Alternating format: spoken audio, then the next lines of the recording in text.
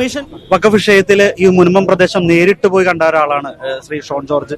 മറ്റു പാർട്ടികളെല്ലാം മാറി നിന്ന സമയത്ത് പോലും BJP സപ്പോർട്ടായിട്ട് പോകുന്നുണ്ട്. പക്ഷേ ഇതൊരു വർഗീയത ഇഷ്യൂ ഉണ്ടാക്കാൻ വേണ്ടി മാത്രമാണ് ഈ ഒരു വഖഫ് ഉയർത്തിക്കൊണ്ടുവരുന്നതും ആ ഒരു ഭൂമി അങ്ങനെ ഒരു പ്രശ്നമില്ലാന്ന തരത്തിലൊരു ചർച്ചകൾ ഇപ്പോൾ ഉയർന്നു വരുന്നുണ്ട് പല കോണിൽ നിന്നും. കേന്ദ്ര സർക്കാർ കൊണ്ടുവരുന്ന ഏതു നിയമവും ഈ രാജ്യത്ത് പൗരന് രജിസ്റ്റർ വേണമെന്ന് പറയുമ്പോൾ അതിനെയും വർഗീയമാക്കിയ നാടാണ് കേരളം.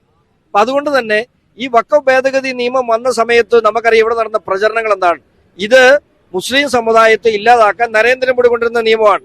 ഇവിടെ കൃത്യമായി ദൈവം ഒരു അടയാളം കൊണ്ട് കാണിച്ചില്ലേ, കർത്താവ് കാണിച്ചതാ, ഞാൻ ചുമ്മാ കർത്താവ് കാണിച്ചതാണ്. ഇവിടെ വഖഫ് നിയമ ഭേദഗതി എന്ന് പറയുന്നത് എത്ര ആവശ്യമുള്ളൊരു കാര്യമാണ് എന്ന് ഇവിടെ എല്ലാവർക്കും ബോധ്യപ്പെടും. ഇവിടെ വന്ന് ഇതിനെ ശക്തമായി എതിർത്ത കോൺഗ്രസിന്റെ പ്രതിനിധി ഇവിടെ വന്ന് ഇതിനെ അനുകൂലിച്ചു പോകേണ്ട ഗതികേടുണ്ടായില്ലേ. അപ്പോ നരേന്ദ്രമോദി സർക്കാർ കൊണ്ടുവരുന്ന ഓരോ നിയമങ്ങളും ഈ രാജ്യത്തിന് ആവശ്യകരമായ, ഈ രാജ്യത്ത് മതേതരത്വം നിലനിർത്താൻ ആവശ്യമായ നിയമങ്ങളാണ് എന്ന് ബോധ്യപ്പെടുത്തുന്ന സമ്മേളനമാണ്, ബോധ്യപ്പെടുത്തുന്ന വിഷയമാണിത്.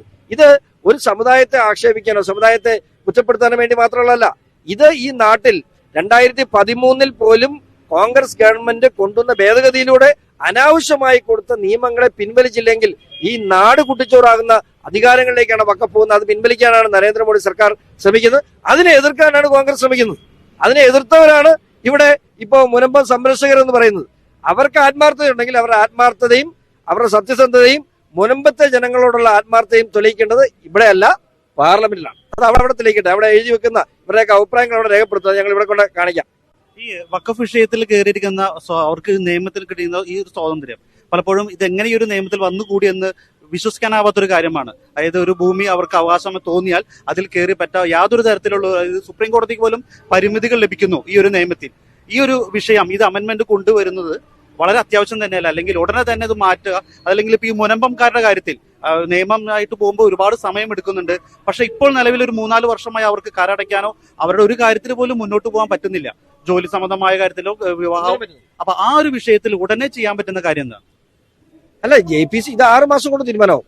62 വർഷമായി തീരുമാനമാകാൻ നിൽക്കുന്നല്ലേ. ഇപ്പൊ ഞാൻ പറയട്ടെ, ഈ 62 ഈ ഫാറൂഖ് കോളേജുമായിട്ടുള്ള കേസ് തുടങ്ങുന്ന 62-ലാണ്. 89-ലാണ് ഇവർ ഈ വസ്തു എഴുതിയെടുക്കുന്നത്. 89-ന് ശേഷം 2007-ൽ VS അച്യുതാനന്ദനാണ് കമ്മീഷൻ വെക്കുന്നത്. ഈ കമ്മീഷൻ വരാൻ കാരണം എന്താണ്? വഖഫ് ആക്ടാണ്. 2013-ൽ വീണ്ടും ഭേദഗതി വന്നു. അതിനുശേഷം ഈ 2019-ൽ വസ്തു കൈവശപ്പെടുന്നു. എന്താണ് അതിന്റെ കാരണം? വഖഫ് ആക്ടാണ്. 2022-ൽ ഇവർക്ക് കരമടയ്ക്കാൻ മേലാതെ പൊസഷൻ കൈവശപ്പെടുന്നു. വഖഫ് ആക്ടാണ്. അപ്പൊ തിരുത്തപ്പെടേണ്ടത് ഒരു മുൻപത്തെ ചെറിയ പ്രശ്നമല്ല, വഖഫ് ആക്ട് തന്നെയാണ്. ആ ആക്ട് തിരുത്തപ്പെടേണ്ടതാണെന്നുള്ളതിന്റെ ഏറ്റവും വലിയ നമ്മുടെ മുമ്പിൽ തെളിഞ്ഞു നിൽക്കുന്ന ഉദാഹരണമായി മുനമ്പം മാറി. അത്രേ ഉള്ളൂ. അദ്ദേഹം പറഞ്ഞ ഈ ഒരു ബില്ല് കൊണ്ടുവരുന്ന ന്യൂനപക്ഷങ്ങൾക്കെതിരെ BJPയുടെ കടന്നുകയറ്റമാണ്. ഇതിപ്പോൾ ആദ്യം വഖഫിൽ കൊണ്ടുവരുന്ന അമെന്റ്മെന്റ്, അതിനുശേഷം ചർച്ച് ബില്ല്, ഇതെല്ലാം ക്രൈസ്തവർക്കെതിരെയും പിന്നീട് തിരിയുമെന്നൊരു കാര്യം പറയുന്നുണ്ട്. ആരാണ് ഇവിടെ ചർച്ച് ബില്ലിനെ കുറിച്ച് പറഞ്ഞത്? ചർച്ച് ബില്ല് BJP കൊണ്ടുവന്ന് ഇവര് പറയുന്നല്ലേ ഉള്ളൂ. ഞാൻ BJPക്കാരനാണ്, ഒന്നാം തരം ക്രൈസ്തവനാ, സീറോ മലബാർ സഭ അംഗമാണ്. ഞാൻ പറയുന്നു ഒരു ചർച്ച് ബില്ല് ഇവിടെ വരില്ല. നിങ്ങൾ ഒരു കാര്യം പ്രത്യേകം ശ്രദ്ധിക്കുക. ഇന്ന് ഈ വഖഫ് ഭേദഗതി ബില്ലിനെ അനുകൂലിച്ചുകൊണ്ട് കേരളത്തിലെ ഏറ്റവും വലിയ ന്യൂനപക്ഷമായ ക്രൈസ്തവ സഭയുടെ ഏറ്റവും വലിയ അധികാര കേന്ദ്രമായ KCBC, കേരള ബിഷപ്പ് കൗൺസിൽ, ഔദ്യോഗികമായി കേന്ദ്ര സർക്കാരിനെ ഈ ബില്ലിനെ അനുകൂലിച്ചുകൊണ്ടുള്ള പ്രമേയം പാസാക്കി അയച്ചു. നിങ്ങൾ കണ്ടില്ലേ? അതിനേക്കാൾ വലിയ പിന്നെ എവിടെ ന്യൂനപക്ഷങ്ങൾക്ക് വിരുദ്ധമാകുന്നത്? ന്യൂനപക്ഷം ഇസ്ലാം സമൂഹം മാത്രമല്ല, ഇവിടെ ക്രൈസ്തവ ന്യൂനപക്ഷമാണ്. അപ്പം ഏതൊരു നിയമത്തെയും അതിനെ വർഗീയവൽക്കരിച്ച് അതിലൂടെ ന്യൂനപക്ഷ പ്രീണനം ഉണ്ടാക്കാൻ ശ്രമിക്കുന്ന കോൺഗ്രസ് ആണ്. ഈ കാസയുടെയും ഇപ്പോൾ ഹൈബിയുടെയും തൊട്ടുമുമ്പ് പ്രസംഗത്തിൽ പറഞ്ഞ ഒരു വൈദികന്റെ നേതൃത്വത്തിൽ ഒരു വാട്സ്ആപ്പ് ഗ്രൂപ്പ് കോൺഗ്രസിനെതിരെയും അദ്ദേഹത്തിനെതിരെയൊക്കെ നിൽക്കുന്നു, കാസയ്ക്കെതിരെയൊക്കെ പറയുന്ന ഒരു കാര്യമുണ്ടായിരുന്നു. വിമർശനങ്ങളെ സഹിഷ്ണുതയോടുകൂടി കാണണം. ഹൈബിയെ കുറിച്ച് മോശമായിട്ട് ഏതെങ്കിലും വൈദികൻ പറഞ്ഞായിട്ട് എനിക്കറിയില്ല. പക്ഷേ വൈദികർക്ക് തിരിച്ചറിവുണ്ടാകുന്ന ഒരു തെറ്റാണ് എന്ന് പറഞ്ഞാൽ നമുക്ക് എന്ത് ചെയ്യാൻ പറ്റും? വൈദികർക്ക് തിരിച്ചറിവുണ്ടാകുന്നു. കാലാകാലങ്ങളായി ഇവര് പറഞ്ഞ് അരമനെ കയറി ഇറങ്ങി ഇവര് പറ്റിച്ചോണ്ടിരുന്നത്. ഇപ്പോ അത് BJP എന്ന് പറയുന്ന രാഷ്ട്രീയ പ്രസ്ഥാനത്തോട് വൈദികർ അടുക്കുമ്പോൾ അതിന് അസഹിഷ്ണുത കാണിച്ചിട്ട് കാര്യമില്ല. ഈ വഖഫിൽ വന്നൊരു നിയമം എന്തായാലും BJP അത് പൊളിച്ചെഴുതും എന്ന് തന്നെയാണ്.